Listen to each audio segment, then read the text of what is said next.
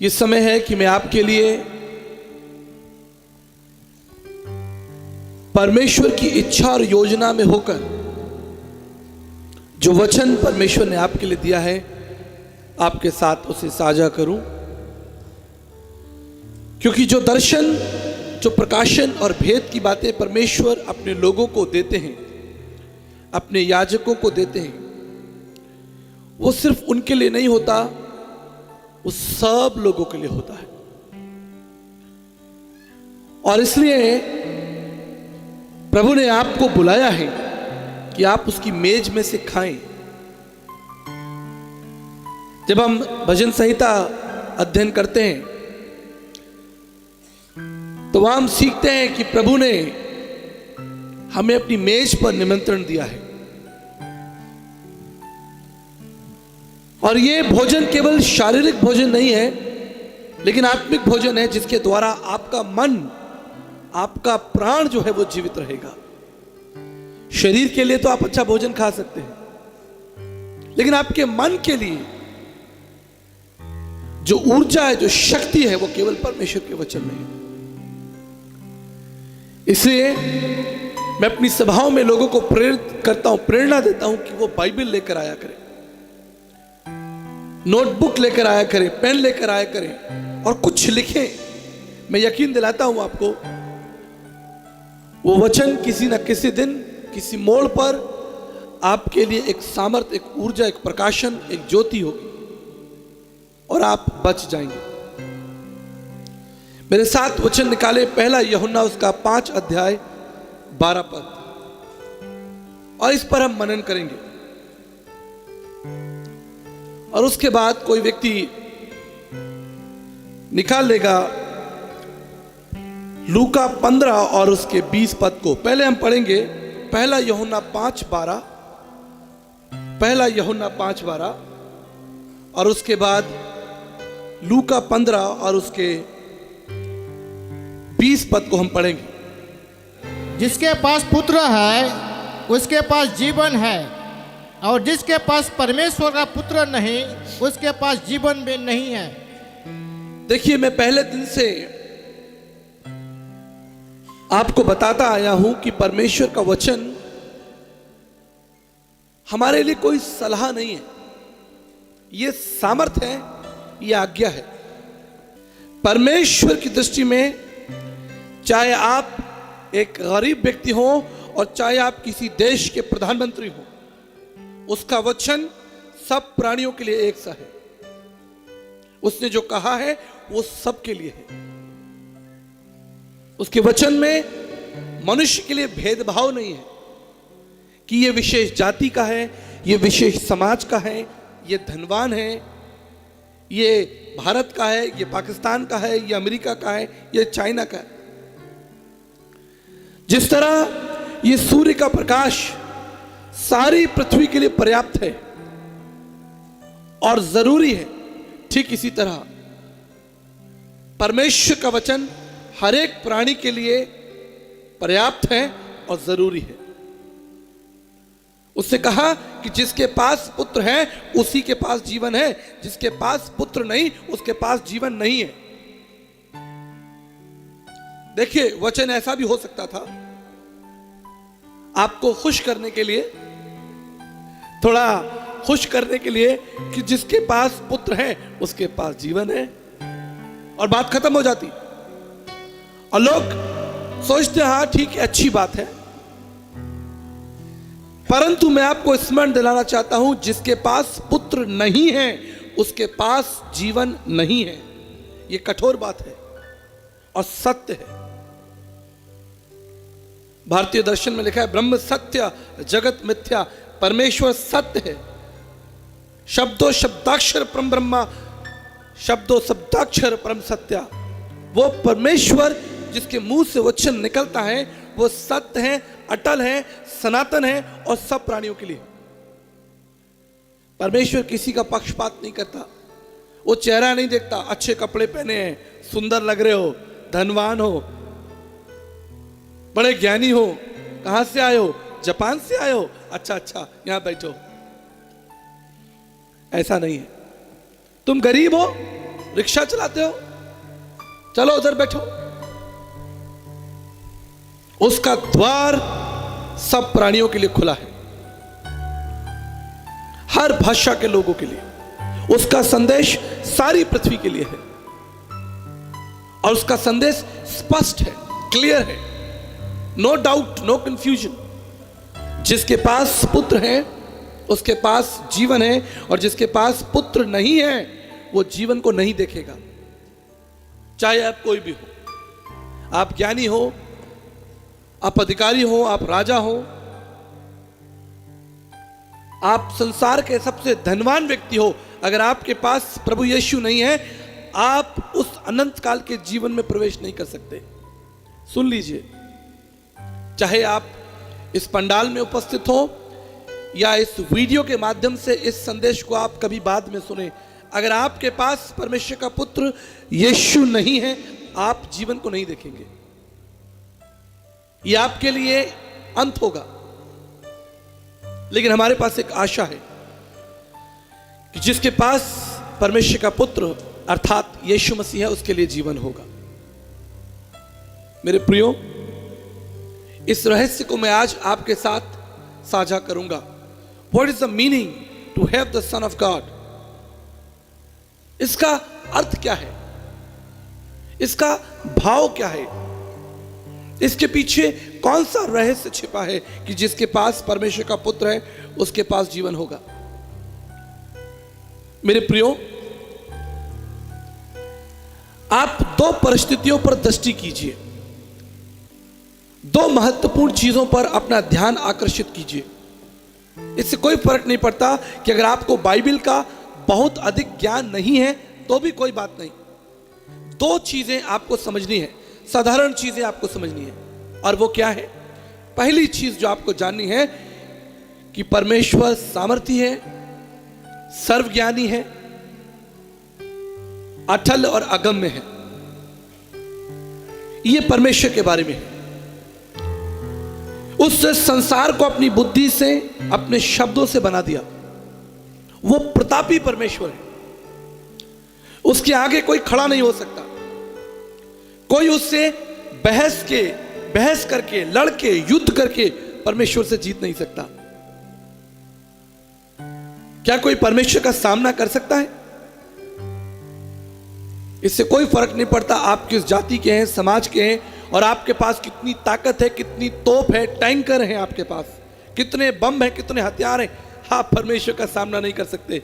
उसका प्रताप इतना भयंकर है कि अगर वो सूर्य के प्रकाश को भी थोड़ा बढ़ा दे तो आप जलकर मर जाएंगे। उसे कुछ करने की जरूरत ही नहीं होगी। He will just order the sun।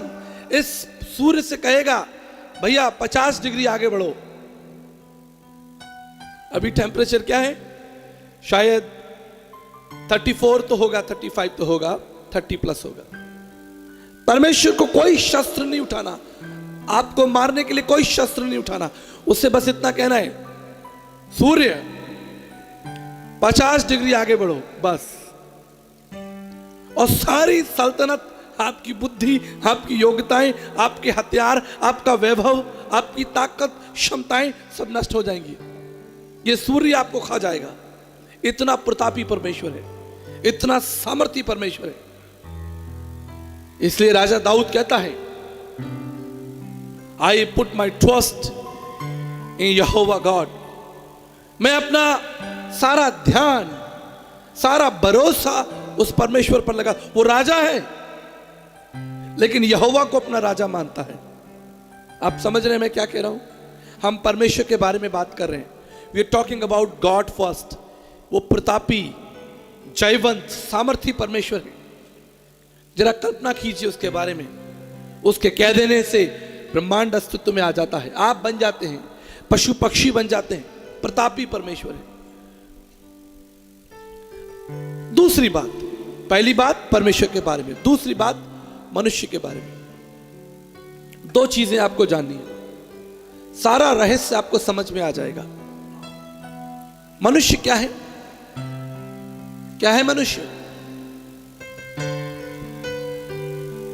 अगर आप इसे दार्शनिक दृष्टि से देखें, फिलॉसफिकल, दार्शनिक, तो मनुष्य इस पृथ्वी पर, इस ब्रह्मांड में कीड़े के समान है, कुछ नहीं। क्या आपके अंदर कोई सामर्थ्य है? अगर कोई सोचता है कि मैं बुद्धिमान हूं तो वो मूर्ख है।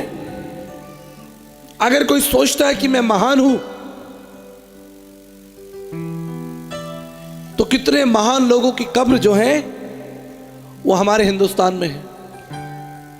मैं विश्व की बात ही नहीं कर रहा, सिर्फ हिंदुस्तान की बात कर रहा हूं। सारे महान लोग कहां चले गए? बड़े बड़े सम्राट कहां चले गए? योद्धा कहां चले गए? बड़े बड़े अधिकारी और मंत्री कहां चले गए? किसी समय में जिनका खौफ था, लोग उनके आगे गिरते, दंडवत करते, आज वो लोग कहां हैं? मनुष्य कुछ नहीं, मात्र मिट्टी है। परमेश्वर प्रतापी, जयवंत सदा के लिए, और मनुष्य कमजोर, पापी है। लेकिन एक अद्भुत रहस्य बाइबल में लिखा है, बड़ा अद्भुत रहस्य है। यूहन्ना 15:15 में वो प्रतापी, जयवंत, विराट, अगम्य परमेश्वर क्या कहता है? आपको कहता है, तुम मेरे मित्र हो। क्या कहता है? आप हो सकते हैं मित्र किसी के, परमेश्वर के। क्या वो प्रतापी और जयवंत परमेश्वर और आप कमजोर, तुच्छ, कीड़े समान, क्या कभी हमारे बीच कोई मित्रता हो सकती है? नहीं हो सकती। लेकिन अगर ये हुआ है, परमेश्वर का वचन है, तो इसके पीछे कोई सिद्धांत होगा। Book of John chapter 15 verse 15 says, "You are my friend." How can be a man, a mortal man, be a friend with immortal God? एक कमजोर प्राणी परमेश्वर का मित्र कैसे हो सकता है? There is secret, there is mystery, एक रहस्य है। लूका उसका 15 अध्याय और उसके 20 पद को पढ़िए। तब वो उठकर अपने पिता के पास चला। वो अभी दूर ही था कि उसके पिता ने उसे देखकर तरस खाया और दौड़कर उसे गले लगाया और बहुत चूमा। देखिए, सीखिए, पवित्र शास्त्र बाइबल में दो महत्वपूर्ण शब्द हैं। जिस तरह सिक्के के दो पहलू होते हैं, इस तरह दो महत्वपूर्ण शब्द हैं, विचार हैं। पहला विचार है पुनरुत्थान। आप कल्पना कीजिए कि अगर बाइबल के अंदर सारी सुंदर कहानियां होती और सिद्धांत लिखे होते, यीशु ने ये किया, यीशु ने वो किया, यहां गए, वहां गए, लेकिन अगर पुनरुत्थान शब्द बाइबल में नहीं होता तो हमारी आशा क्या होती? कोई आशा होती? हमारी भक्ति का कोई लक्ष्य होता, कोई कारण होता? हम सब अपने अपराधों में, अपने अधर्म, अपने पापों में मर जाते और सब कुछ खत्म हो जाता। परंतु पुनरुत्थान शब्द, the word resurrection is the most powerful word in the Bible. लेकिन आज हम उस पर बहुत ज्यादा चर्चा नहीं करेंगे, उसके विषय में आप जानते हैं। और जो दूसरा शब्द है जो आपको परमेश्वर के निकट ले आता है, या कहें कि परमेश्वर हमारे निकट आता है, वो शब्द है तरस, द कंपैशन। अगर पवित्र शास्त्र बाइबल में ये शब्द ना हो, तरस शब्द ना हो, तो आप परमेश्वर की आराधना नहीं कर सकते, आप उसके गीत नहीं गा सकते, आप उसके निकट नहीं आ सकते, आप उसे जान नहीं सकते, आप उसकी भक्ति नहीं कर सकते। There is no hope if there is no compassion in the Bible. If there is no compassion, there is no hope. बड़ा रहस्यमय शब्द है ये, बहुत रहस्यमय शब्द कि उस पिता ने अपने पुत्र के ऊपर तरस खाया। पिता धनवान है, अभी भी धनवान है, पैसा देने के बाद भी ले गया बेटा, कोई बात नहीं, अभी भी पिता धनवान है, अभी भी पिता सामर्थी है,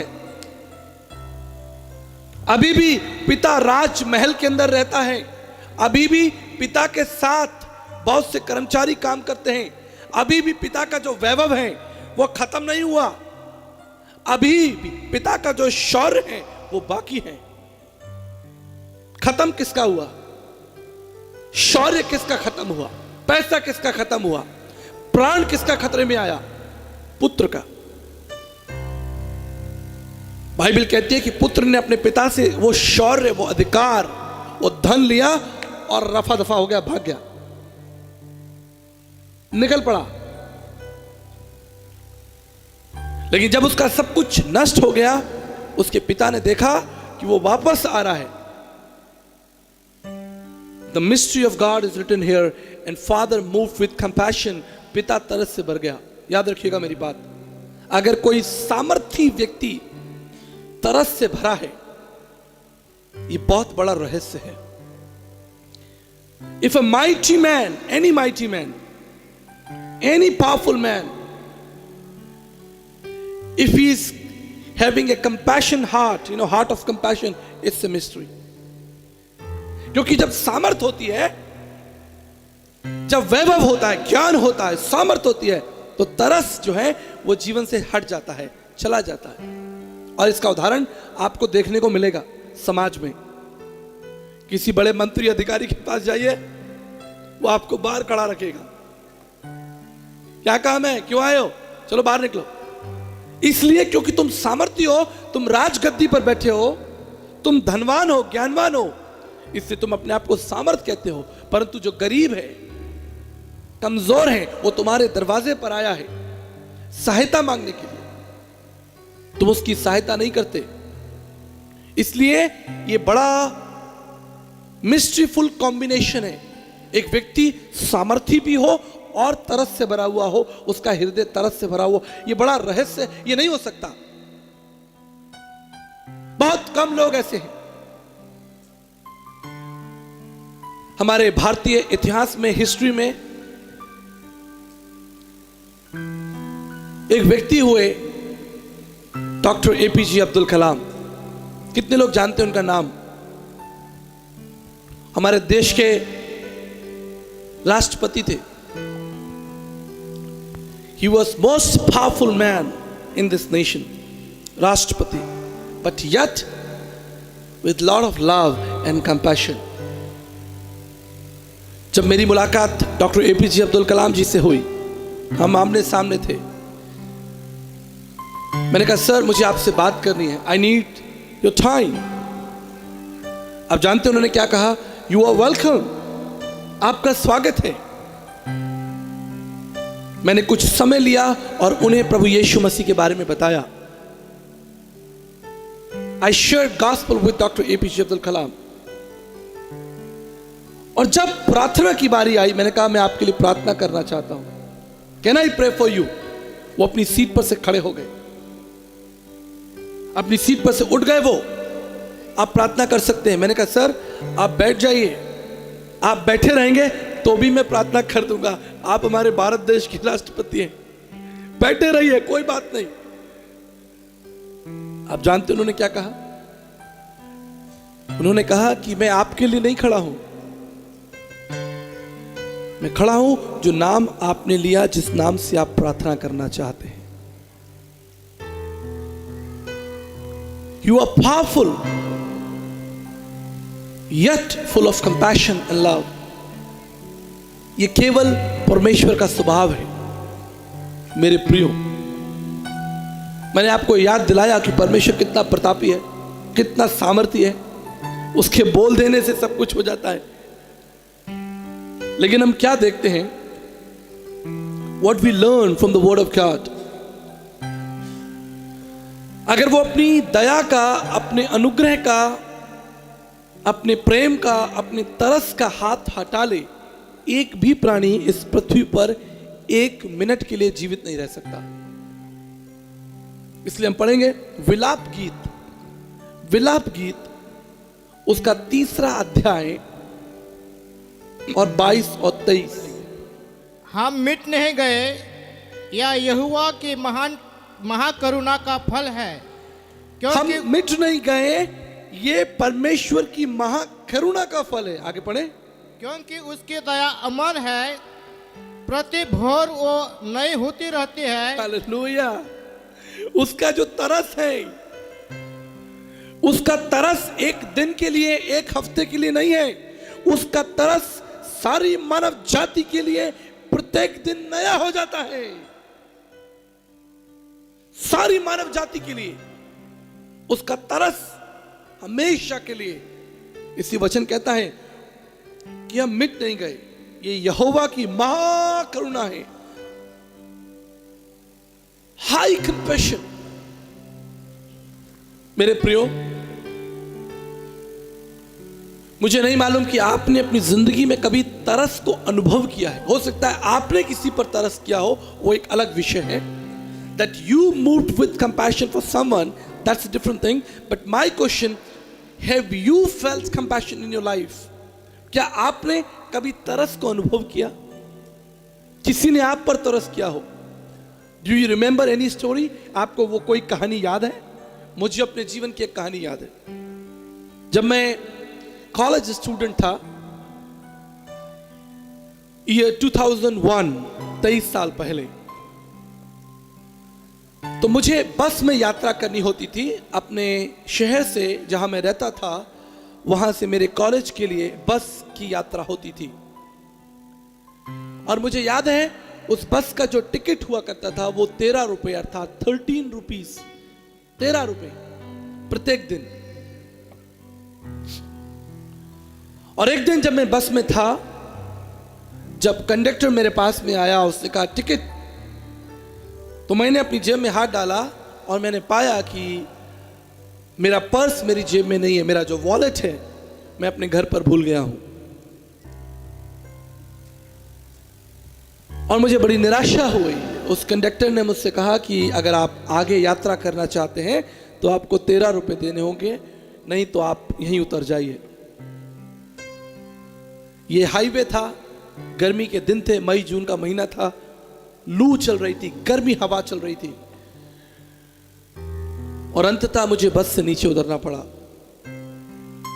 मेरा हृदय टूट गया, मेरे मन में दुख, मैं कह सकता हूं कि एक निराशा, एक अपमान मेरे हृदय में आया कि अरे मैं यात्रा नहीं कर सकता क्योंकि मेरे पास 13 रुपए नहीं है। 13 रुपए होगी तो यात्रा होगी। वो बस थोड़ी दूर आगे गई, लगभग 100 मीटर 150 मीटर आगे गई और रुक गई। और उसमें से एक व्यक्ति ने दरवाजे पर खड़े होकर मुझसे कहा, इधर आओ, जल्दी आओ, दौड़ कर आओ। मुझे लगा कि मैं अपना पर्स में कोई सामान भूल गया हूं, और मैं दौड़ कर गया और उस व्यक्ति ने मेरे कंधे पर हाथ रखा और कहा, चिंता मत करो, ऊपर आओ, मैं तुम्हारे लिए 13 रुपए दूंगा। और अपनी जिंदगी में पहली बार मैंने तरस को अपने ऊपर अनुभव किया कि किसी व्यक्ति के हृदय में मेरे लिए दया आ गई, तरस आ गया, और उसने मेरा दाम, मेरा मूल्य चुकाया और मेरी यात्रा पूरी कराई। उस समय गूगल पे या जी पे या फोन पे ये सब नहीं हुआ करता था। अगर होता तो मैं निश्चित उसको वो 13 रुपए वापस करता। लेकिन पूरे मार्ग में उसे देखता रहा, और जब मैं मेरा कॉलेज आया मैंने उसको धन्यवाद कहा और मैंने कहा अगर कभी हमारी मुलाकात होगी तो मैं इस 13 रुपए को याद रखूंगा। और मैं वहां से चला गया। आज 24 साल बाद मैं आपको वो कहानी बता रहा हूं, क्योंकि उस घटना ने मेरे हृदय में तरस को अनुभव करने के लिए एक स्थान दिया। क्या आपने अपने जीवन में कभी कोई तरस अनुभव किया है कि जब आप संकट में थे, आप कठिनाई में थे, आप चुनौती में थे, आप तकलीफों में थे, किसी ने हाथ बढ़ाकर आपकी सहायता की हो और आपको संकट से निकाला हो? Have you ever felt compassion? कई बार हम सोचते हैं हम दूसरों को कंपैशन अपना दिखा सकते हैं, लेकिन मैं याद दिलाना चाहता हूं कि जब तक आप दया को अनुभव नहीं करेंगे मजा नहीं आएगा। जिंदगी में एक बार तरस को अनुभव करके देखिए कि कोई आप पर तरस करे। आप कमजोर हो, दुखी हो, व्हाट द बाइबल सेज, परमेश्वर क्या कहता है, हम मिट नहीं गए। क्यों? क्योंकि ये परमेश्वर की महाकरुणा है। लिखा है ये उसका फल है, क्योंकि उसकी दया जो है वो अमर है और प्रत्येक दिन ये दया जो है वो नई हो जाती है। क्या बात है, क्या वचन है। ताली बजाएंगे। कितना कितना सुंदर वचन लिखा है।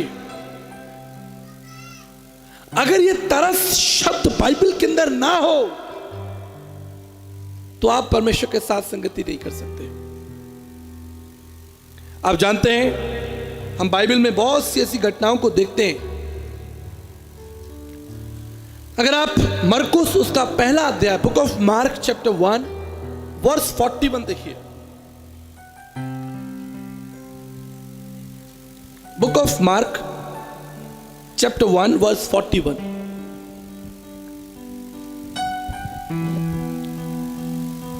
पढ़िए। उसने उस पर तरस खाकर हाथ बढ़ाया और उसे छू कर कहा, मैं चाहता हूं तू शुद्ध हो जा। एक कोढ़ी यीशु मसीह के पास में आया। बड़ी खतरनाक बीमारी है कोढ़, क्योंकि निश्चित कोढ़ एक ऐसी बीमारी है जो ना केवल आपको तकलीफ, शारीरिक तकलीफ देती है, लेकिन ये आपको मानसिक पीड़ा भी देती है, क्योंकि समाज, लोग आपको त्याग देते हैं। अगर आपके पेट में दर्द है, कमर में दर्द है, एक्सीडेंट हो गया, सर फूट गया, टांग टूट गई, तो आपके रिश्तेदार, आपके दोस्त आपको हॉस्पिटल पहुंचा देंगे। आपको ऐसा कंधे पे हाथ रख के कहेंगे, चिंता मत करो, सब ठीक हो जाएगा, हम आपके साथ हैं। लेकिन कोढ़ एक ऐसी बीमारी है, अगर किसी व्यक्ति के शरीर में कोढ़ हो जाता है तो उसके प्रियजन भी उसको छोड़ देते हैं। समाज उससे बात करना बंद कर देता है, पड़ोसी उस घर का खाना भी नहीं खाएंगे। अगर किसी घर में कोई कोढ़ी व्यक्ति है तो उसके पड़ोसी और आसपास के लोग उससे दूरी बना लेंगे, बाबा उस व्यक्ति को कोढ़ है। कितनी खतरनाक बीमारी है जो आपके शरीर, आपकी आत्मा, आपके मन, आपके विश्वास को, सब कुछ को खत्म कर देती है। और कल्पना कीजिए कि कोढ़ी यीशु मसीह के पास में आया, वो कहीं और जा ही नहीं सकता था, समाज में उसे कोई स्वीकार नहीं कर सकता था, कोई उसे अपने पास नहीं बैठा सकता था। और वो कोढ़ी यीशु मसीह के पास में आया, and he knelt before Jesus. उसने अपने घुटने यीशु के सामने ठिकाए, उसकी आंखों में आंसू हैं, उसका भविष्य अंधकार में है, उसके आगे कोई आशा नहीं है, कोई आशा नहीं, नो होप, नो मेडिसिन, कोई दवाई नहीं है, कोई सर्जरी नहीं है, कोई लोग नहीं है, कोई नहीं है उसके आसपास। वो अकेला, दुखी, भूखा, प्यासा, शायद अच्छा भोजन भी ना हो, पीने के लिए पानी भी ना हो, कितनी तकलीफ में होगा। और वो यीशु के पास में आता, घुटने टिकाता, और आप जानते हैं वो यीशु की आंखों में देखकर रोता हुआ कहता होगा, प्रभु मुझ पर दया कर, मुझ पर दया कर। यीशु ने क्या किया और यीशु ने क्या कहा? पढ़ दीजिए, दोबारा पढ़िए, इस वचन को दोबारा पढ़िए, 141 को पढ़े। उसने उस पर तरस खाकर हाथ बढ़ाया, उस पर तरस खाया और उसको हाथ लगाया, छुआ। बाबा रुकिए, सुनिए, मुर्दा जा रहा है, यीशु मसीह ने कहा मुर्दा उठ, और वो मुर्दा उठ गया वचन के द्वारा। सूबेदार, एक व्यक्ति सूबेदार था, वो आया, बोला मेरा सेवक मर रहा है घर पर, तू यहीं से वचन बोल दे, वो जिंदा हो जाएगा। प्रभु ने वहीं से वचन बोल दिया, वो ठीक हो गया। दुष्ट आत्माएं, बीमारियां, यीशु बोलते हैं और लोग चंगे हो जाते हैं। लेकिन इस जगह पर बाइबल कहती है उसने कोढ़ी को अपना हाथ बढ़ाकर छुआ। पता नहीं इससे पहले और कितने सालों हो गए होंगे किसी व्यक्ति ने उस कोढ़ी को छुआ भी नहीं होगा, उसके कंधे पर हाथ ही नहीं रखा होगा, उसको प्रिय नहीं जाना होगा, उसको प्रेम का अनुभव नहीं किया होगा। यीशु मसीह ने अपना हाथ बढ़ाकर, बाइबल कहती है, उस पर तरस खाया, उसे छुआ, और आगे क्या लिखा है? उसे छू कर कहा, मैं चाहता हूं तू शुद्ध हो जा। और आगे?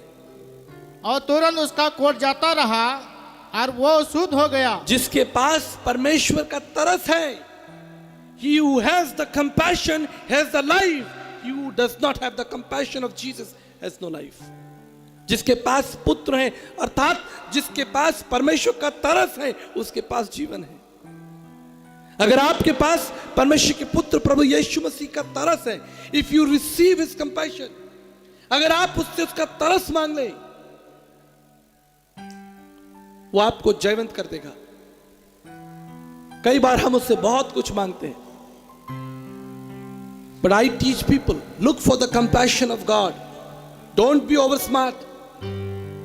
बुद्धिमान मत बने, परमेश्वर के सामने घमंडी ना बने, परमेश्वर को यह प्रतीत ना कराएं, यह प्रकट ना कराएं कि आप बहुत शानदार व्यक्ति हैं, आप बहुत महान व्यक्ति हैं। याद रखिए, अगर आप परमेश्वर के तरस को प्राप्त करना चाहते हैं, केवल एक ही मार्ग है। जब यीशु मसीह ने कहा मार्ग मैं हूं, कई बार इस पर बहस होती है, बड़े बड़े थियोलॉजियन और दूसरे धर्मशास्त्री इस पर बहस करते हैं कि यीशु मसीह एकमात्र मार्ग कैसे हो सकता है। Why Jesus is the only way? Listen the word of God says. परमेश्वर का वचन क्या कहता है, सुन लीजिए। मार्ग का मतलब यह कोई पत्थर की सड़क नहीं है। मार्ग का मतलब यह कोई रास्ता नहीं है जिस पर हमने लकड़ी बिछा दी हो। मार्ग है परमेश्वर का तरस। Do you have the compassion of God? अगर आप अपने पापों को क्षमा मांग लेंगे, परमेश्वर तरस से भर जाएगा।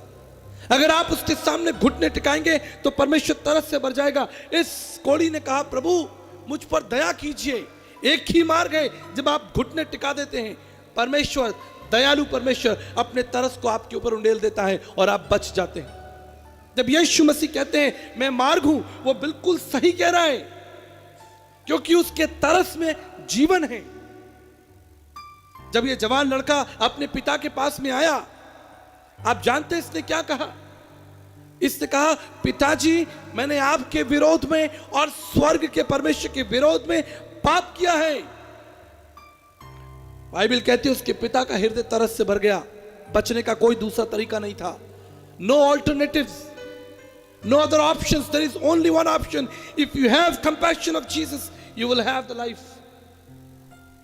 जिसके पास तरस नहीं है, उसके पास जीवन नहीं होगा। हम कहानी पढ़ते हैं नेक यात्री की, सामरी यात्री की। वो मार्ग में था, उसे डाकुओं ने लूट लिया, उसे घायल किया। याजक और लेवी उसे देखकर चले गए, लेकिन एक सामरी यात्री वहां पर था। वचन कहता है उसने उस घायल व्यक्ति को देखकर उस पर तरस खाया और उसका प्राण बच गया। एक ही तरीका था, तरस। जब तक दया नहीं है, तरस नहीं है, तब तक आप उस जीवन को कभी नहीं प्राप्त कर पाएंगे। मैं अपने जीवन की एक सच्ची कहानी आपको बताता हूं। मैं एक मिठाई की दुकान में था, स्वीट शॉप, एक बड़ी शानदार मिठाई की दुकान, जिसके अंदर लोग मिठाइयां खरीद रहे थे, महंगी महंगी मिठाइयां। और बाहर कुछ गरीब बच्चे खेल रहे थे। उस मिठाई दुकान के आसपास जाते हुए लोगों से वो मिठाइयां मांग रहे थे। मैं उस मिठाई की दुकान में था और मैंने देखा कि एक बच्चा, छोटा बच्चा, जिसके शरीर, जिसका गंदा था, जिसके पैरों में चप्पल नहीं थी, और वो कांच में से ऐसे मिठाई को देख रहा था, इस तरह से अंधेरे में ऐसा बना के मिठाइयों को देख रहा था। और मैं दुकान के अंदर उससे देख रहा था कि वो मिठाइयां देख रहा है, मैं उसे देख रहा हूं, वो मिठाइयां देख रहा है। मैंने उससे इशारा किया, अंदर आओ। उसे विश्वास नहीं हुआ, he could not believe। उसने पीछे मुड़कर देखा कि क्या ये किसी और व्यक्ति के लिए निमंत्रण है, इशारा है, या मेरे लिए। मैंने कहा भाई तुम्हें ही बुला रहा हूं, जल्दी आओ। जैसे उसने आने का प्रयास किया, the moment he started enter, वहां पर जो गार्ड खड़ा था, दुकानदार खड़ा था, जो मैं कह सकता हूं कि सिक्योरिटी गार्ड खड़ा था, उसने उस बच्चे को धकेल दिया, पुश कर दिया। कहां जा रहे हो, निकलो यहां से, भागो यहां से। और छोटा बच्चा वहीं दरवाजे पर खड़ा रह गया, कुछ नहीं कर सकता था, क्योंकि दरवाजे पर कौन खड़ा है? एक गार्ड खड़ा है, वर्दी में, उसके हाथ में एक डंडा है, और वो उस गरीब कमजोर बच्चे को दुकान के अंदर नहीं आने दे रहा। अब दुकान के अंदर मैं हूं, बच्चा बाहर है, और दरवाजे पर वो सिक्योरिटी गार्ड है। लोग इस कहानी में हैं। मैंने जब इस परिस्थिति को देखा, मैं आगे बढ़ा, मैंने दरवाजा खोला, उस बच्चे का हाथ पकड़ा और उसे अंदर ले आया। गार्ड ने मुझे देखा और कुछ नहीं कहा, नॉट अ सिंगल वर्ड। उससे मुझे देखा और साइड में हट गया कि मैं उस बच्चे को दुकान के अंदर ले जा रहा हूं। मैंने उसे सोफे पर बैठाया, उसके लिए मिठाई खरीदी। मुझे आज तक याद है, उसने कहा मैं एक लस्सी भी पीऊंगा। आप लस्सी जानते हैं? उसने कहा मैं एक लस्सी भी पीऊंगा। मैंने कहा एक लस्सी भी पियो। और मैं वहीं बैठकर लस्सी पीने लगा और वो भी वहां लस्सी पीने लगा, तुरंत हो गया। और मैंने उसके लिए कुछ मिठाइयां खरीदी और कहा कि जाओ अपने घर भी ले जाओ। मेरे प्रियो, जब मैं दुकान से बाहर निकला, पवित्र आत्मा मुझसे बात करने लगा। गरीब कमजोर लड़का, एक पापी व्यक्ति जिसकी हालत कमजोर है, और वो गार्ड जो वर्दी में है, वो लॉ है, नियम है, कानून है। तुम बुरे हो, झूठे हो, पापी हो, कमजोर हो, दुष्ट हो, कानून आपके ऊपर दोष लगाता है। आप कमजोर हैं और आप परमेश्वर के राज्य में नहीं पहुंच सकते। वहां एक अड़चन है और वो अड़चन है कानून, नियम, लॉ। तब इसका केवल एक ही रास्ता है कि आप परमेश्वर के राज्य में पहुंच जाएं। There is only one way, and that is compassion of God. परमेश्वर का हृदय जो आपके लिए और मेरे लिए तरस से भर जाए। और अगर आप अंदर नहीं आ सकते तो वो बाहर आए, आपका हाथ पकड़े और आपको अंदर ले जाए। Hallelujah. There is only one way. You can not enter, but God can come out. लेकिन आप जानते हैं परमेश्वर कब दया से, तरस से भरेगा? When you are broken, when you have tears, जब आपकी आंखों में आंसू हैं, आप कमजोर हैं और आप अपने घुटने टिकाएं और बड़ी इच्छा और बड़े गहरे मन से परमेश्वर के उद्धार के कार्यों को समझने की कोशिश करें। आप समझ रहे हैं? प्रभु, वो उद्धार मुझे चाहिए। I need that salvation. I really need that salvation. मुझे आपकी संगति चाहिए प्रभु। मैं बाहर गर्मी में खड़ा हूं, मर रहा हूं, भूखा हूं। I need you, will you please help me. बहुत लोग वहां पर घूम रहे थे, बहुत लोग घूम रहे थे, लेकिन मिठाई किसको मिली? जो सही पोजीशन में खड़ा था, तैयार था। जो इधर उधर घूम रहे थे उन्हें कुछ नहीं मिला। Lot of people in the world, संसार में लोग इधर उधर घूम रहे हैं, मस्ती कर रहे हैं। लेकिन याद रखिए, अगर आप सच्चे हृदय से उस परमेश्वर को ढूंढेंगे तो परमेश्वर का वचन हमें सिखाता है, परमेश्वर का वचन हमें सिखाता है कि उसने स्वर्ग से मनुष्यों पर दृष्टि की। भजन संहिता 14, बुक ऑफ साम चैप्टर 14 वर्स 2 पढ़ लीजिए। भजन संहिता 14 उसका दूसरा अध्याय पढ़िए, पद पढ़िए। परमेश्वर ने स्वर्ग में से मनुष्यों पर दृष्टि की। परमेश्वर ने स्वर्ग में से सब मनुष्यों पर दृष्टि की, पूरी पृथ्वी पर। चीन, Japan, Africa, America, Bharat, England, Poland, Sweden, Sri Lanka, Japan, सब पर दृष्टि की। और आगे क्या लिखा है? कि देखे कि कोई बुद्धिमान, कोई परमेश्वर का खोजी है या नहीं। जितने लोग उसे खोज रहे हैं उसे वो मिल रहा है। हालेलुया बोल दीजिए। जितने लोग उसे ढूंढ रहे हैं उनको मिल रहा है। स्वर्ग से परमेश्वर ने दृष्टि की, एक बुद्धिमान मिल जाए तो मैं उसको मिल जाऊंगा। अगर आप परमेश्वर को ढूंढ रहे हैं तो आप परमेश्वर को प्राप्त कर लेंगे। आप जानते हैं क्यों? क्योंकि ये परमेश्वर चाहता है कि आप उसके तरस को, उसके पुत्र को प्राप्त करें। ये केवल आपकी इच्छा नहीं है, लेकिन ये परमेश्वर की इच्छा है कि लोग मुझे ढूंढें और पाएं। और आप याद रखिए, जब मैं संदेश को विराम देना चाहता हूं Book of Matthew chapter 9 verse 36. Very powerful verse. बहुत ही सामर्थी वचन, अंडरलाइन कर लीजिए, लाल पीला कर लीजिए, इस पर लिख लीजिए, highlighter. Book of Matthew chapter 9 verse 6. परंतु इसलिए कि तुम जान लो कि मनुष्य के पुत्र को पृथ्वी पर पाप क्षमा करने का अधिकार है. Matthew 9 chapter 36. And God, Jesus moved with compassion. बड़ी भीड़ को देखा. जब उसने भीड़ को देखा Hallelujah. This is the word. जब उसने एक बड़ी भीड़ को देखा तो उसको लोगों पर तरस आया. हालेलुया. ये देखिए, प्रतापी परमेश्वर, सामर्थी परमेश्वर बड़ी भीड़ को देखकर तरस से भर रहा है. लेकिन याद रखिएगा, उसका तरस वही ठहरेगा जो उसे प्राप्त करना चाहता है. उसका तरस उसी को मिलेगा जो आगे बढ़कर उस कोड़ी के समान अपने घुटने टेके और कहे कि प्रभु, lord, I need that compassion. प्रभु, मुझे आपकी आवश्यकता है. बारिश हो रही है, प्रकाश हो रहा है, लेकिन अगर आप अपने आप को दरवाजे में बंद कर लें, एक कमरे में बंद कर लें, यह सूर्य का प्रकाश आप तक नहीं पहुंच सकता, क्योंकि आपने अपने आप को अंधकार में बंद कर लिया है, एक दरवाजे के अंदर बंद कर लिया है.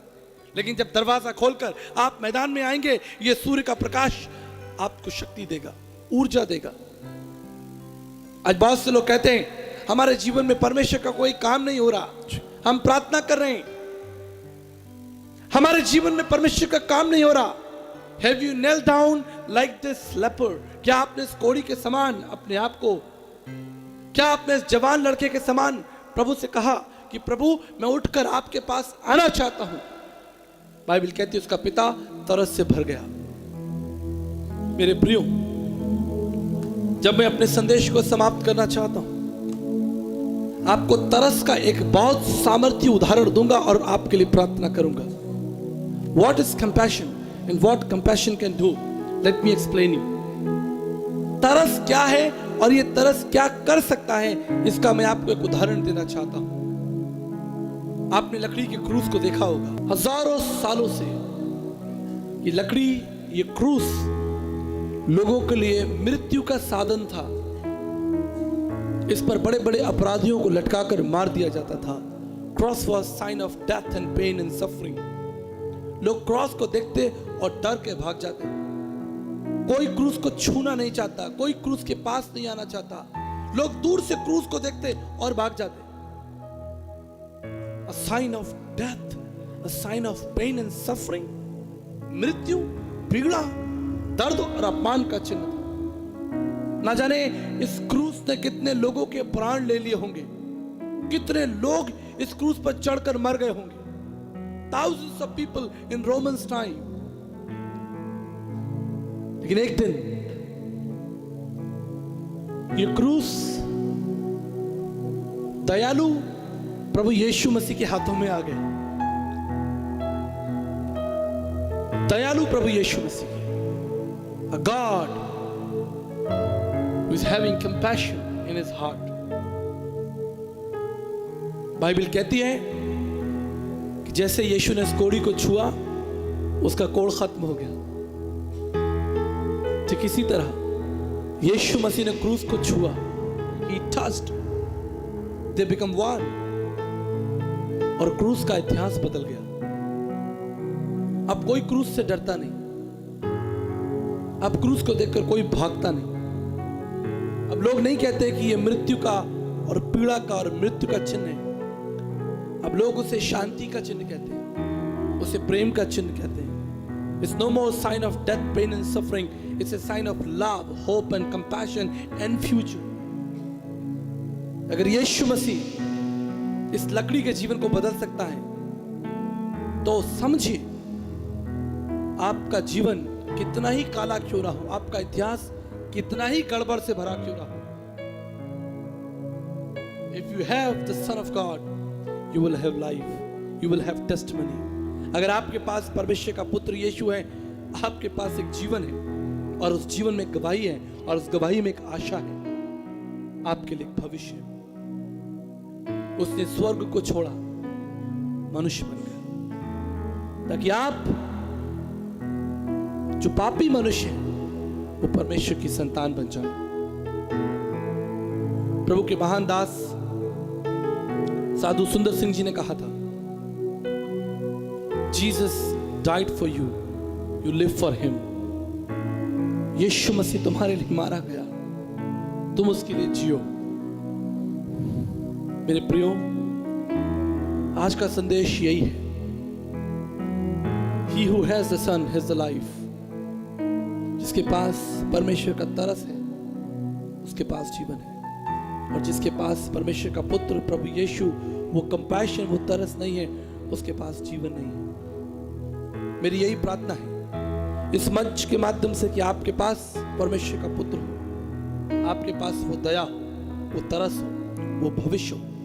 और जितने लोग यहाँ बैठे हैं, जितने लोग यहाँ बैठे हैं, आप सब आसमान में उठाए जाएंगे। जिसके पास उसका पुत्र होगा वो आसमान में उठाया जाएगा। हालेलुया। जिसके पास उसका तरस होगा वो खींच लिया जाएगा, स्वर्गदूत उसको उठा लेंगे। जिस तरह यहूदियों के दरवाजे पर वो चिन्ह लगा था, मृत्यु के फरिश्ते आए, उन्होंने देखा, अच्छा ये प्रभु का चिन्ह है, चलो आगे बढ़ो, इन्हें छोड़ दो। जिनके पास चिन्ह नहीं था वो मर गए। ठीक इसी तरह जिसके पास परमेश्वर का पुत्र यीशु होगा वो बच जाएगा, वो हवा में उठाया जाएगा। हम सब सदा के लिए जिएंगे। यही बात पौलुस कहता है कि स्वर्गीय बातों पर ध्यान रखो। प्रभु आपको आशीष दे, आपकी सहायता करे, आपकी अगुवाई करे। और मेरी यही प्रार्थना है कि आपके पास परमेश्वर का पुत्र यीशु मसीह